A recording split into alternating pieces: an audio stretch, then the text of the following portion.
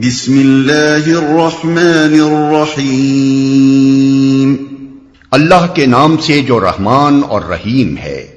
قل ان کنتم تحبون اللہ فاتبعونی یحببکم اللہ ویغفر لکم ذنوبکم واللہ غفور رحیم۔ اے نبی، لوگوں سے کہہ دو کہ اگر تم حقیقت میں اللہ سے محبت رکھتے ہو تو میری پیروی اختیار کرو، اللہ تم سے محبت کرے گا اور تمہاری خطاؤں سے درگزر فرمائے گا، وہ بڑا معاف کرنے والا اور رحیم ہے۔ قل اطیعوا اللہ والرسول فإن تولوا فإن اللہ لا يحب الكافرین۔ ان سے کہو کہ اللہ اور رسول کی اطاعت قبول کر لو، پھر اگر وہ تمہاری یہ دعوت قبول نہ کریں تو یقیناً یہ ممکن نہیں ہے کہ اللہ ایسے لوگوں سے محبت کرے جو اس کی اور اس کے رسول کی اطاعت سے انکار کرتے ہوں۔ یہاں پہلی تقریر ختم ہوتی ہے۔ اس کے مضمون خصوصاً جنگ بدر کی طرف جو اشارہ اس میں کیا گیا ہے، اس کے انداز پر غور کرنے سے غالب قیاس یہی ہوتا ہے کہ اس تقریر کے نزول کا زمانہ جنگ بدر کے بعد اور جنگ احد سے پہلے کا ہے، یعنی 3 ہجری۔ محمد ابن اسحاق کی روایت سے عموماً لوگوں کو یہ غلط فہمی ہوئی ہے کہ اس سورت کی ابتدائی 80 آیتیں وفد نجران کی آمد کے موقع پر 9 ہجری میں نازل ہوئی تھیں، لیکن اول تو اس تمہیدی تقریر کا مضمون صاف بتا رہا ہے کہ یہ اس سے بہت پہلے نازل ہوئی ہوگی۔ دوسرے، مقاتل بن سلیمان کی روایت میں تصریح ہے کہ وفد نجران کی آمد پر صرف وہ آیات نازل ہوئی ہیں جو حضرت یحییٰ اور حضرت عیسیٰ علیہ السلام کے بیان پر مشتمل ہے اور جن کی تعداد 30 یا اس سے کچھ زائد ہے۔ ان اللہ اصطفى آدم ونوحا وآل ابراہیم وآل عمران علی العالمین۔ اللہ نے آدم اور نوح اور آل ابراہیم اور آل عمران کو تمام دنیا والوں پر ترجیح دے کر اپنی رسالت کے لیے منتخب کیا تھا۔ اللہ نے یہاں سے دوسرا خطبہ شروع ہوتا ہے۔ اس کے نزول کا زمانہ 9 ہجری ہے، جبکہ نجران کی عیسائی جمہوریت کا وفد نبی صلی اللہ علیہ وسلم کی خدمت میں حاضر ہوا تھا۔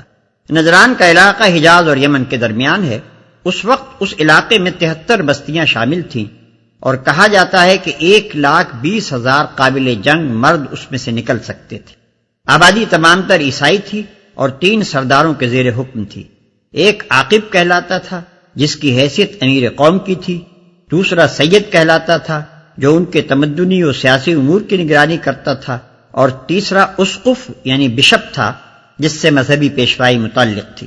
جب نبی صلی اللہ علیہ وسلم نے مکہ فتح کیا اور تمام اہل عرب کو یقین ہو گیا کہ ملک کا مستقبل اب محمد رسول اللہ صلی اللہ علیہ وسلم کے ہاتھ میں ہے، تو عرب کے مختلف گوشوں سے آپ کے پاس وفد آنا شروع ہو گئے۔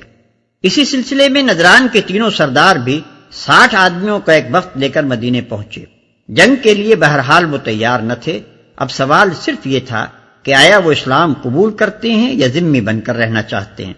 اس موقع پر اللہ تعالیٰ نے نبی صلی اللہ علیہ وسلم پر یہ خطبہ نازل کیا تاکہ اس کے ذریعے سے وفد نجران کو اسلام کی طرف دعوت دی جائے۔ آل عمران۔ عمران حضرت موسیٰ اور ہارون علیہ السلام کے والد کا نام تھا، جسے بائبل میں امرام لکھا ہے۔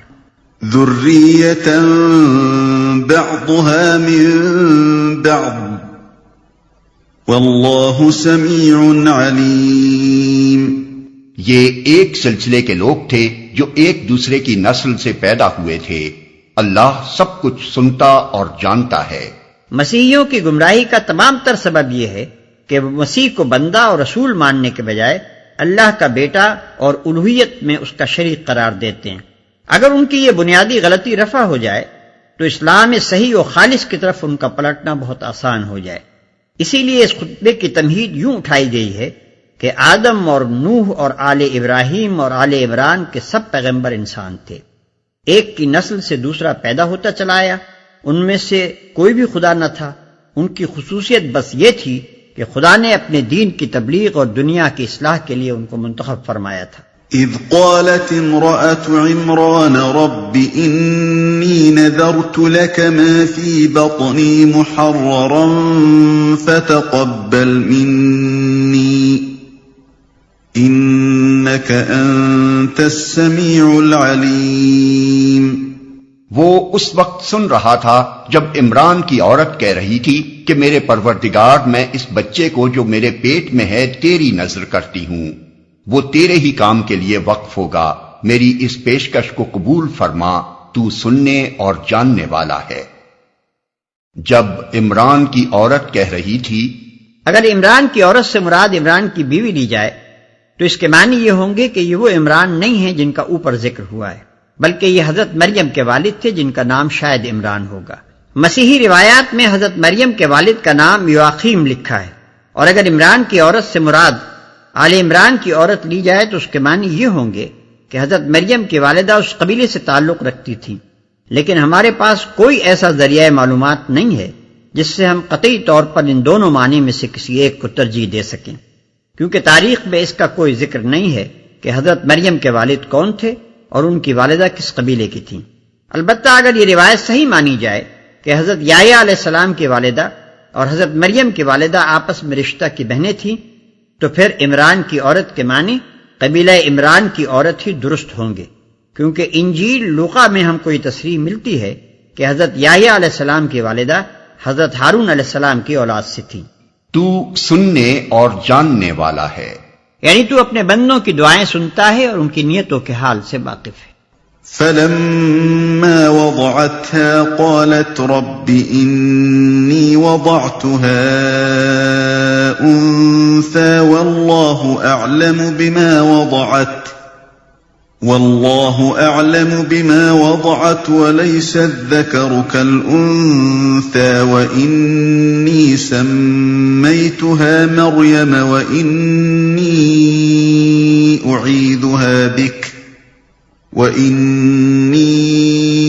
أعيذها بك وذريتها من الشيطان الرجيم. پھر جب وہ بچی اس کے ہاں پیدا ہوئی تو اس نے کہا، مالک میرے ہاں تو لڑکی پیدا ہو گئی ہے، حالانکہ جو کچھ اس نے جنا تھا اللہ کو اس کی خبر تھی، اور لڑکا لڑکی کی طرح نہیں ہوتا. خیر میں نے اس کا نام مریم رکھ دیا ہے، اور میں اسے اور اس کی آئندہ نسل کو شیطان مردود کے فتنے سے تیری پناہ میں دیتی ہوں، اور لڑکا لڑکی کی طرح نہیں ہوتا. یعنی لڑکا ان بہت سی فطری کمزوریوں اور تمدنی پابندیوں سے آزاد ہوتا ہے جو لڑکی کے ساتھ لگی ہوئی ہوتی ہیں، لہذا اگر لڑکا ہوتا تو وہ مقصد زیادہ اچھی طرح حاصل ہو سکتا تھا جس کے لیے میں اپنے بچے کو تیری راہ میں نظر کرنا چاہتی تھی.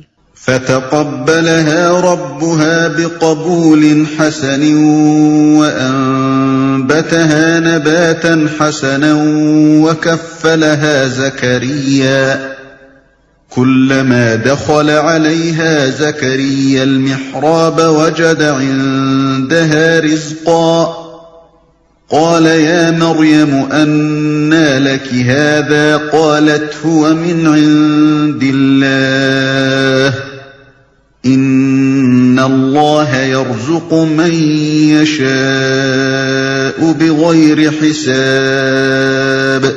آخر کار اس کے رب نے اس لڑکی کو بخوشی قبول فرما لیا، اسے بڑی اچھی لڑکی بنا کر اٹھایا اور زکریا کو اس کا سرپرست بنا دیا.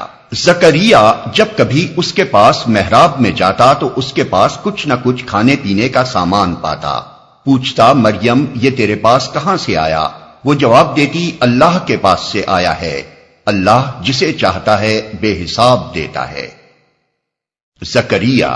اب اس وقت کا ذکر شروع ہوتا ہے جب حضرت مریم سن رشد کو پہنچ گئیں اور بیت المقدس کی عبادت گاہ یعنی ہیکل میں داخل کر دی گئیں اور ذکر الہی میں شب و روز مشغول رہنے لگی. حضرت زکریا جن کی تربیت میں وہ دی گئی تھی غالباً رشتے میں ان کے خالو تھے اور ہیکل کے مجاوروں میں سے تھے. یہ وہ زکریا نبی نہیں ہیں جن کے قتل کا ذکر بائبل کے پرانے عہد نامے میں آیا ہے. جب کبھی اس کے پاس محراب میں جاتا.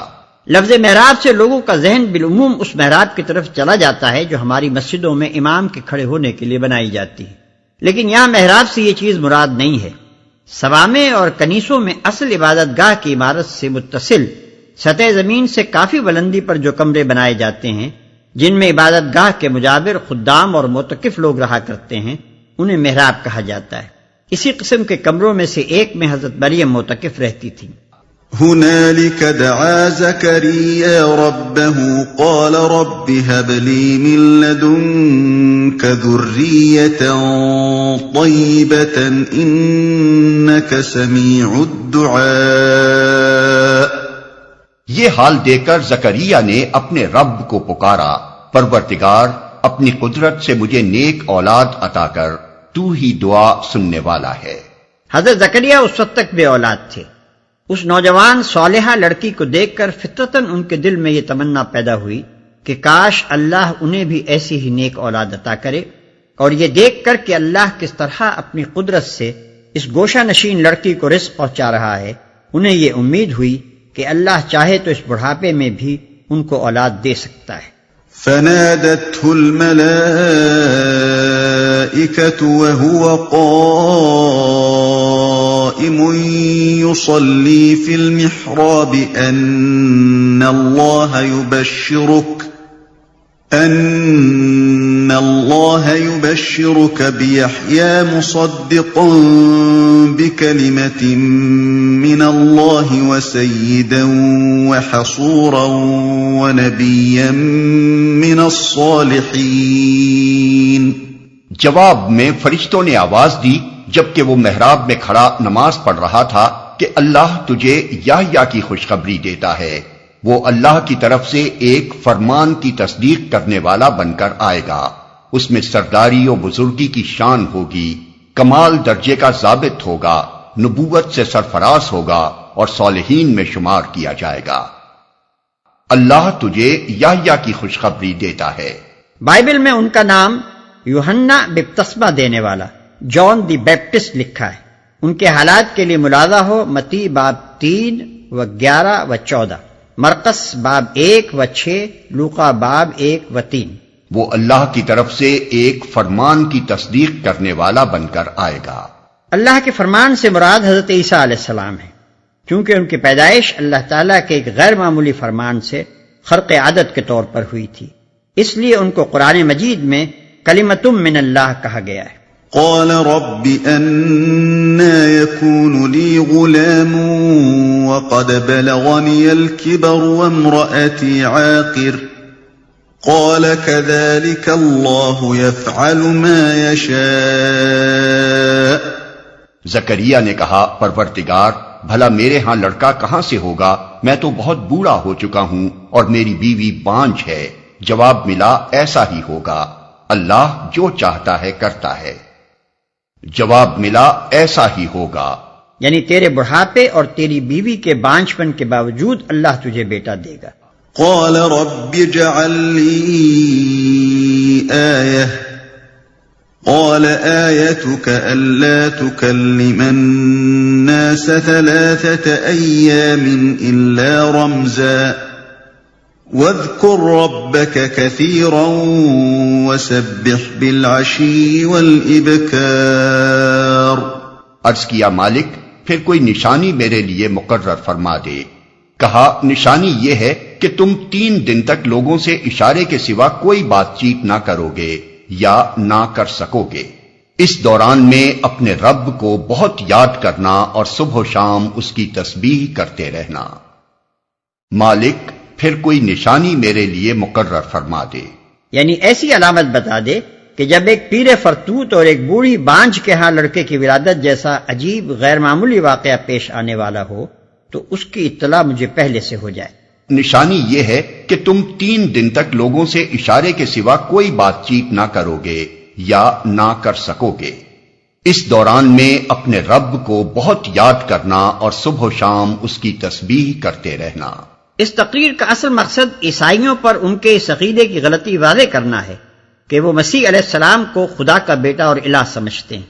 تمہید میں حضرت یحییٰ علیہ السلام کا ذکر اس وجہ سے فرمایا گیا ہے کہ جس طرح مسیح علیہ السلام کی ولادت معجزانہ طریقے سے ہوئی تھی، اسی طرح ان سے 6 ہی مہینے پہلے اسی خاندان میں حضرت یحییٰ علیہ السلام کی پیدائش بھی ایک دوسری طرح کے معجزے سے ہو چکی تھی.